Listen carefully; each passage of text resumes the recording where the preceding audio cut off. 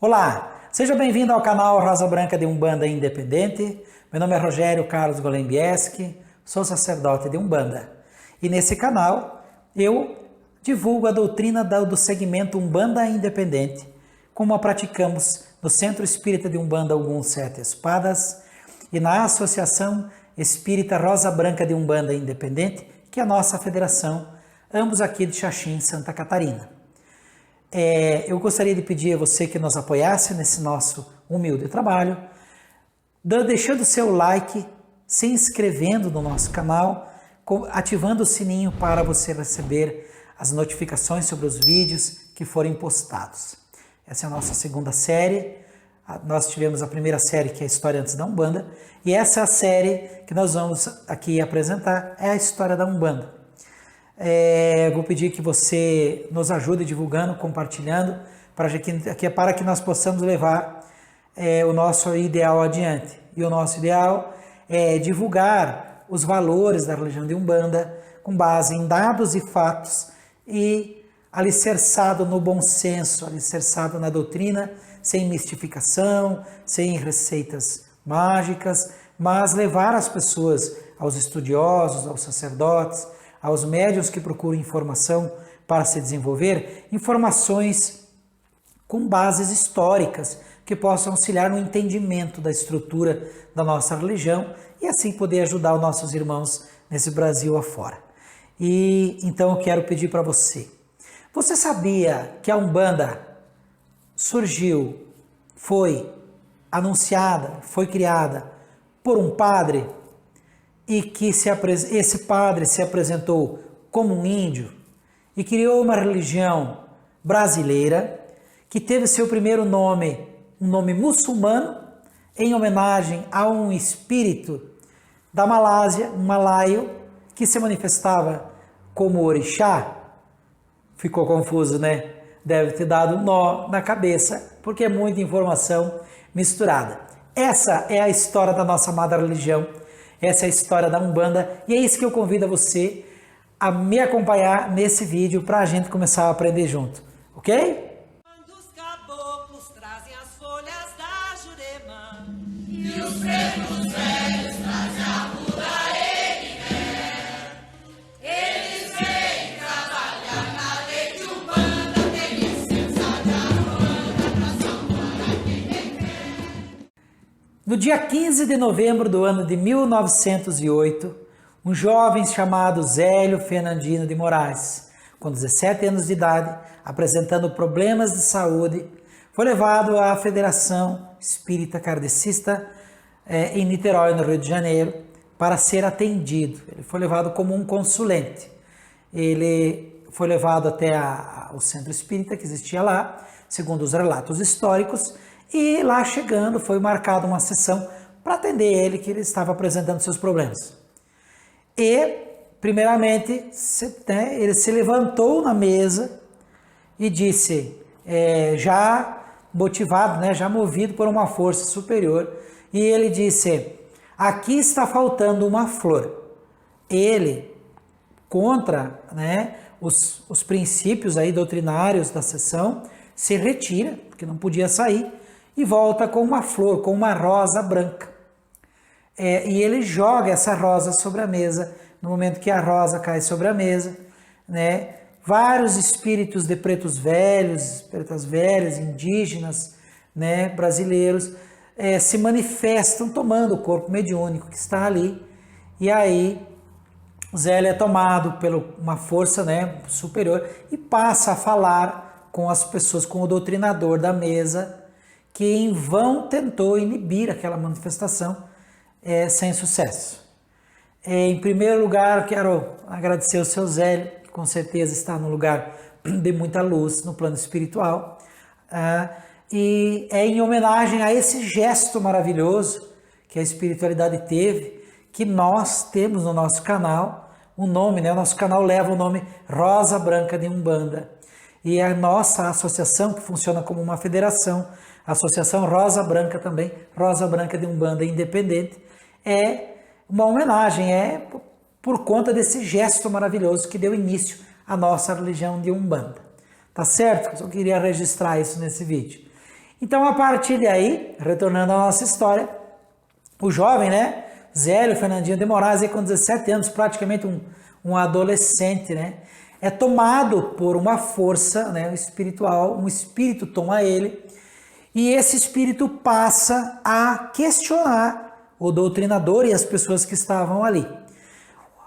Esses pretos velhos, esses índios que se manifestaram, eles teriam se manifestado falando em trabalhar, e eles teriam sido reprimidos pelo corpo doutrinário.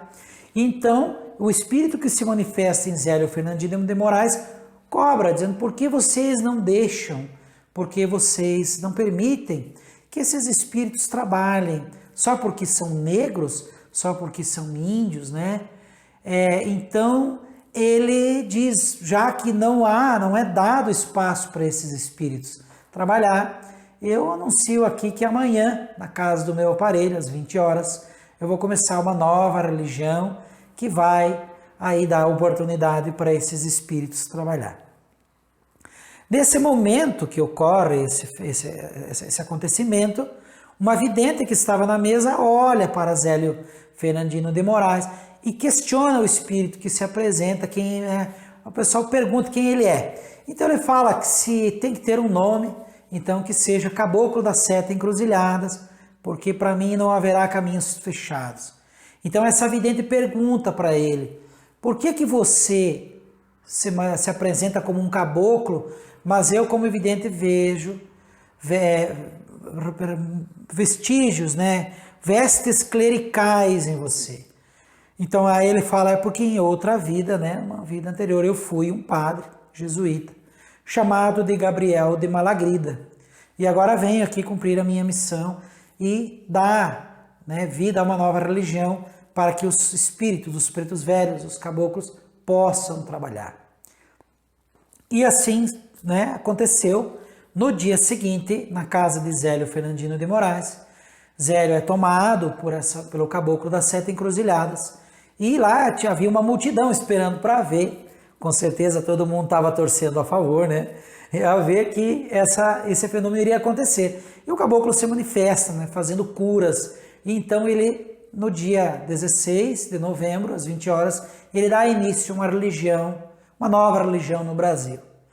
Essa religião, ela teria se chamado, segundo o que nos é apresentado aí nos relatos históricos, ela teria sido iniciada com o nome de Alabanda, né? A banda de Alá, o lado de Deus, né? Teria sido a tradução. E a palavra Alabanda, ela é uma palavra de origem muçulmana. Segundo os registros históricos, a palavra Alabanda, ela foi usada já em homenagem a um espírito que se manifesta anos depois para auxiliar Zélio Fernandinho de Moraes no seu trabalho, e que se manifesta como Orixamalé, né? Um espírito malaio, oriundo da Malásia, um espírito aí oriental, que veio para ajudar o Zélio Fernandinho de Moraes na sua missão de criar essa grande missão, né? De uma grande responsabilidade de criar a nossa religião, que hoje está aí, que é a Umbanda. A partir daí, né, se inicia toda uma história, um processo de estruturação, um processo de criação dessa religião.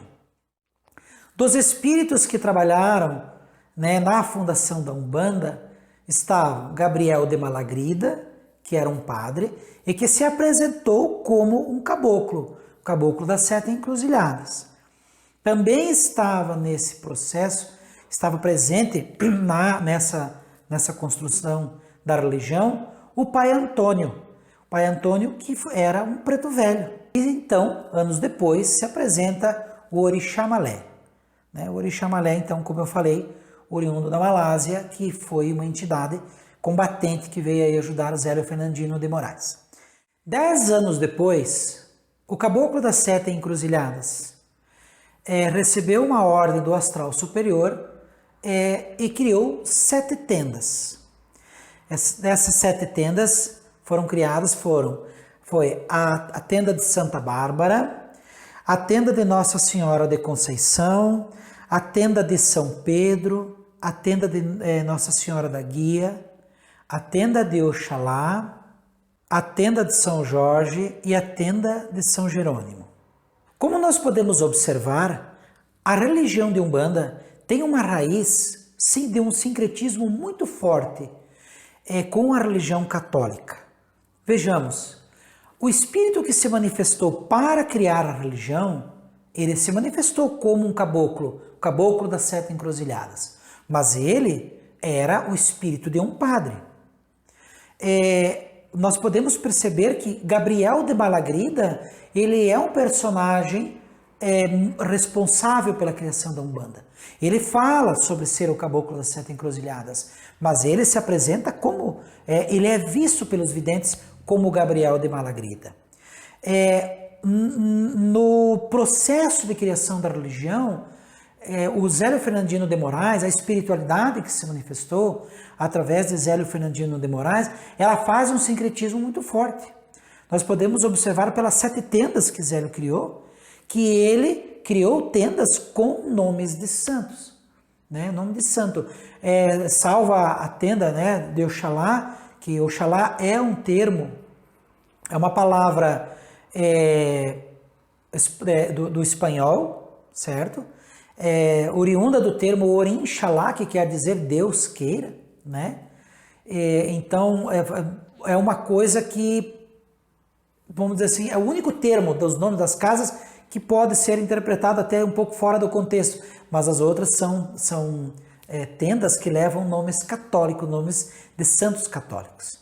Então, como eu falei no vídeo de introdução, a gente precisa entender em que contexto Zélio Fernandino de Moraes estava inserido quando ele criou a Umbanda.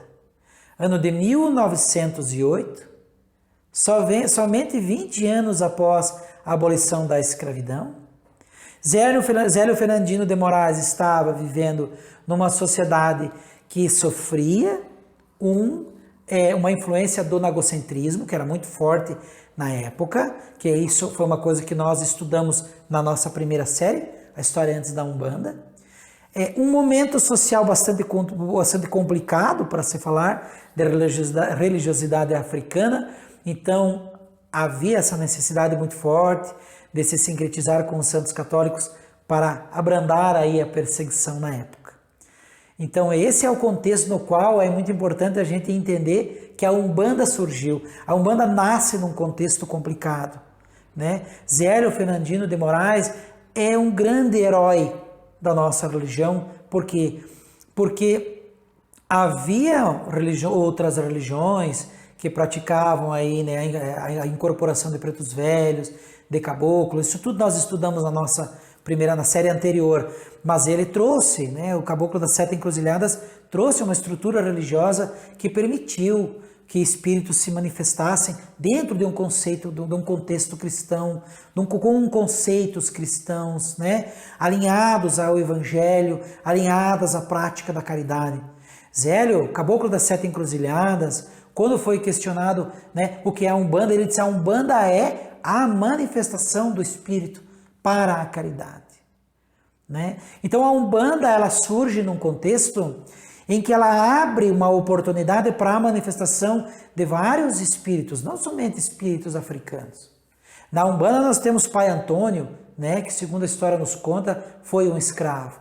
Na Umbanda nós temos Gabriel de Malagrida se manifestando como caboclo, mas se formos ouvir os áudios do Zélio Fernandino de Moraes incorporado com o caboclo das 7 encruzilhadas, a gente pode perceber que ele não tem um sotaque, né, de caboclo.